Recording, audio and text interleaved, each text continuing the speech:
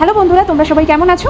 চলে এসেছি আমাদের ব্যাঙ্গালোরের নতুন হওয়া হাতারি রেস্টুরেন্টের ফুড রিভিউর লাস্ট মিনি ব্লগ নিয়ে, যেখানে আমরা মেন কোর্সটা কীরকম ছিল হাতারিতে সেটা তোমাদেরকে জানাবো। আমরা মেন কোর্সের জন্য নিয়েছিলাম ফুল প্লেট ফ্রাইড রাইস আর ফুল প্লেট চিলি চিকেন। যদিও হাতারিতে half plate fried rice chilli chicken নেওয়ার ব্যবস্থা আছে, আর আমরা এখানেই বড় ভুলটা করেছিলাম, ফুল প্লেট না নিয়ে অ্যাকচুয়ালি হাফ প্লেট নিলেই আমাদের খাওয়া যেরকম আমরা খাই সেখানে ঠিক হতো।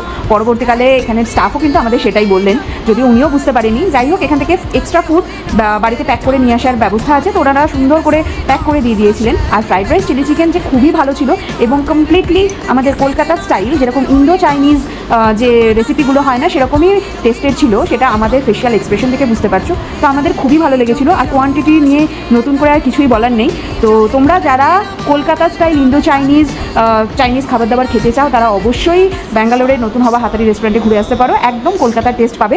যদিও নুডলসটা এখানের কীরকম হবে আমরা যেহেতু ট্রাই করিনি বলতে পারছি না, তবে ফ্রাইড রাইস চিলি চিকেন একেবারে কলকাতা স্টাইলে টেস্ট পাবে। আর চিলি চিকেনের ব্যাপারে যে কথাটা না বললেই নয়, চিকেনের পিসগুলো খুব পাতলা ব্যাটার দিয়ে কোট করা ছিল, কারণ খুব মোটা ব্যাটার দিয়ে কোট করা থাকলে না চিলি চিকেনের টেস্ট একদম ভালো লাগে না। আর চিলি চিকেনের সসও ভীষণ ওয়েল ব্যালেন্সড ছিল, যার ফলে না ওই টমেটো সসের অত্যধিক চড়া স্বাদ আমার লাগেনি, খুব ভালো লেগেছে।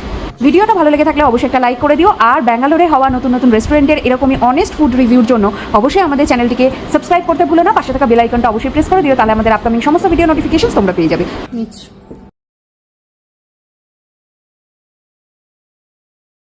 আজকের মতন এই পর্যন্তই, বাই বাই।